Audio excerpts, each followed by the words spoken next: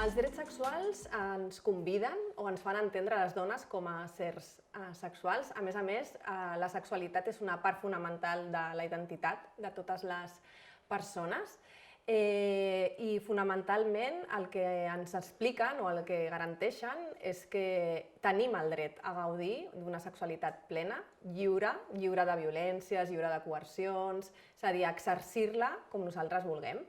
Aquí és important entendre o parar-nos a pensar en com entenem la sexualitat. Per poder parlar dels drets sexuals i reproductius hem de pensar què és la sexualitat.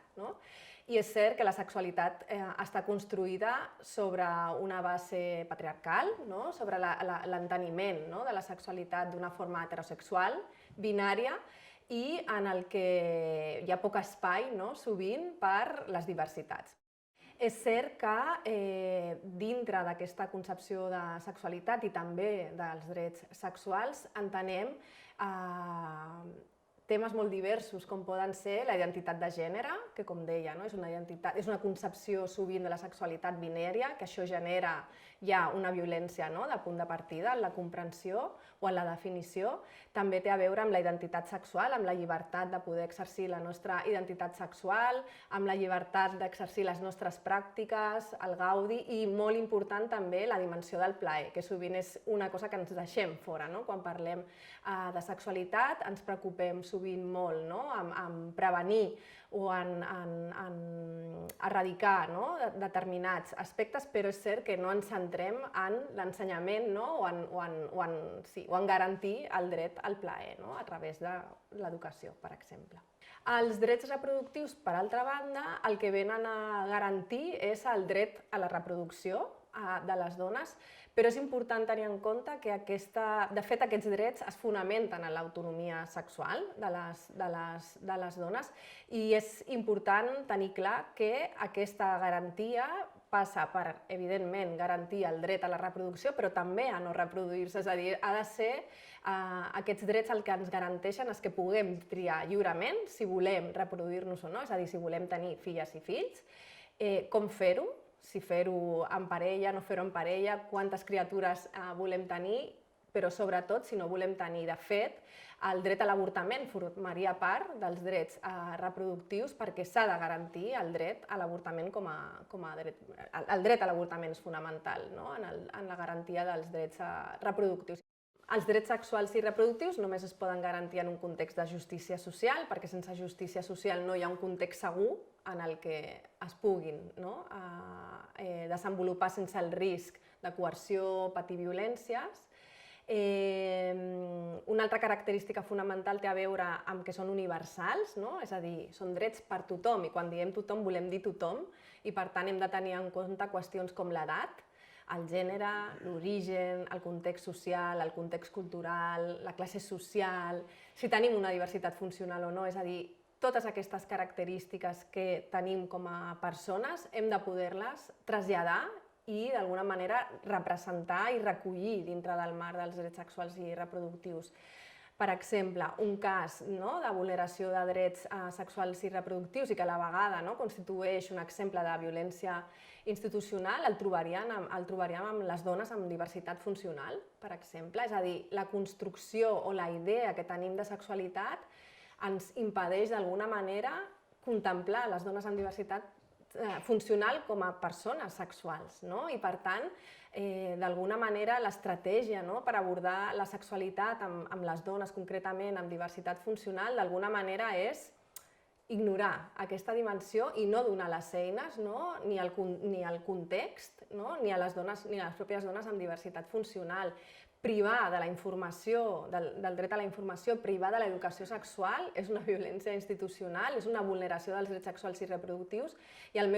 més greu de tot és que les deixa en una situació de vulnerabilitat, les exposa a molta violència sexual. I per tant, en aquest sentit és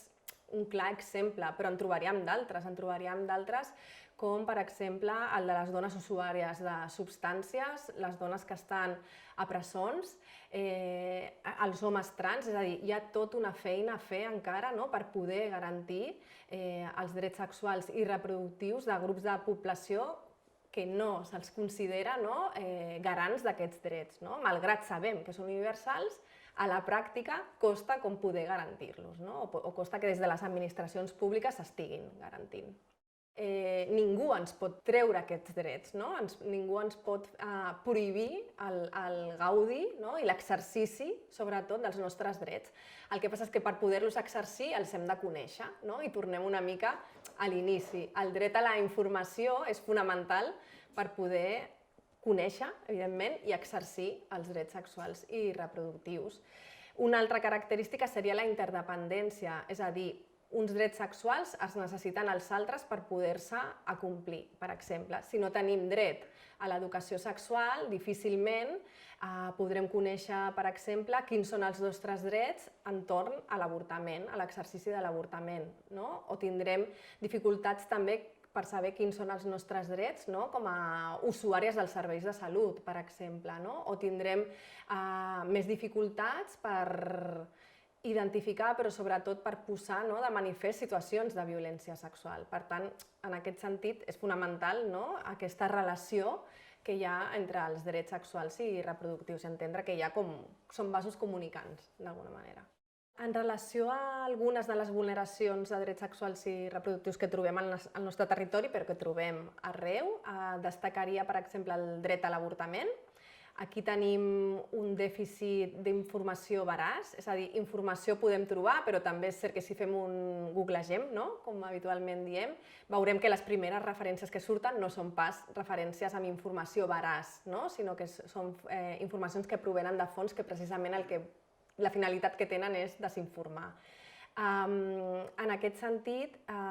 tenim aquest dèficit en relació a la informació, sabem que l'avortament és legal, sabem que podrem exercir aquest dret, però tot i així costa arribar a una informació veraç que ens permeti prendre les decisions amb tranquil·litat i amb seguretat i sense càrrega de culpa, que és molt important. D'altra banda, trobem un desequilibri territorial molt important, és a dir, degut a l'objecció de consciència que es troben en alguns espais mèdics, hospitals, etc., moltes i moltes dones es veuen obligades a moure's pel territori per poder exercir el dret a l'avortament. El desequilibri territorial sobretot està generat per l'objecció de consciència, és un dret que el cos mèdic té d'alguna manera negar-se a practicar avortaments i, per tant, de vegades això fa que les dones hagin de fer itineraris al llarg del territori per poder garantir el seu dret, per poder exercir el seu dret a l'avortament. En aquest sentit, és important tenir en compte que, malgrat haguem de garantir o vulguem garantir el dret a l'objecció de consciència de les professionals i els professionals de la salut, aquest dret mai pot anar en contra, pot vulnerar els drets sexuals i reproductius, en aquest cas, un dret reproductiu com és el dret a l'avortament, mai poden entrar en col·lisió, és a dir, no pot estar per sobre aquest dret a l'objecció, per sobre del dret de les dones a interrompre el seu embaràs, en aquest cas. I també deixar clar que garantir el dret a l'avortament no vol dir obligar a la gent a avortar. És a dir, és un dret que està allà per qui vulgui i el necessiti i per garantir l'exercici dels drets sexuals i reproductius, però no passa res més. La violència obstètrica és una forma de violència masclista. De fet, té la seva fonamentació en l'herència patriarcal de la concepció de la salut. Sabem que la salut té uns biaixos, ha tingut i continua tenint uns biaixos de gènere grans i seriosos, i aquí dintre tot el que té a veure amb la salut reproductiva de les dones troba molta d'aquesta herència patriarcal i que d'alguna manera el que ha fet durant molt i molt de temps és desvincular les dones dels seus propis cossos, del coneixement dels nostres propis cossos i entendre tot el procés de la reproducció, però també, sobretot, del part, amb una lògica que és patriarcal, que és capitalista i que d'alguna manera ens desproveeix com a dones del dret a parir com nosaltres volem o al dret a portar l'embaràs, evidentment, amb unes garanties de salut, però sí respectant les decisions de les dones en tot el procés. amb la incorporació de la vulneració dels drets sexuals i reproductius i la violència obstètrica com una forma de violència masclista, a la modificació de la llei, tenim per davant, o ens plantegen diversos reptes. D'una banda, hem de començar a pensar molt seriosament en la prevenció, en com podem prevenir aquestes vulneracions de drets sexuals i reproductius i com podem prevenir la violència obstètrica. D'altra banda, molt important pensar en el procés de recuperació o reparació, que sovint són parts dels processos de violència masclista que costa d'alguna manera garantir. Per tant, en aquest sentit, és molt important plantejar-ho, i també és molt important tenir en compte que la garantia o el garantir no vulnerar aquests drets sexuals i reproductius no només depèn de l'àmbit exclusivament de la salut, sinó que és una responsabilitat col·lectiva. Tenim diversos espais on es pot treballar per la garantia dels drets sexuals i reproductius. Tenim espais educatius com són les escoles, tots els centres, per exemple, d'educació en el lleure, que són espais fonamentals de transmissió de valors, d'educació, i que per tant poden fer una funció molt important, per exemple, en la prevenció i en l'educació. Per últim, amb la incorporació de la vulneració dels drets sexuals i reproductius i la violència obstètrica com una forma de violència masclista, és molt important tenir present la deguda diligència estatal, i per tant hem de treballar no només per protegir aquests drets, sinó estar molt atentes a tot allò que no estem fent, és a dir, aquella omissió de la deguda diligència, on està, localitzar-la i d'alguna manera donar resposta i posar solucions a això.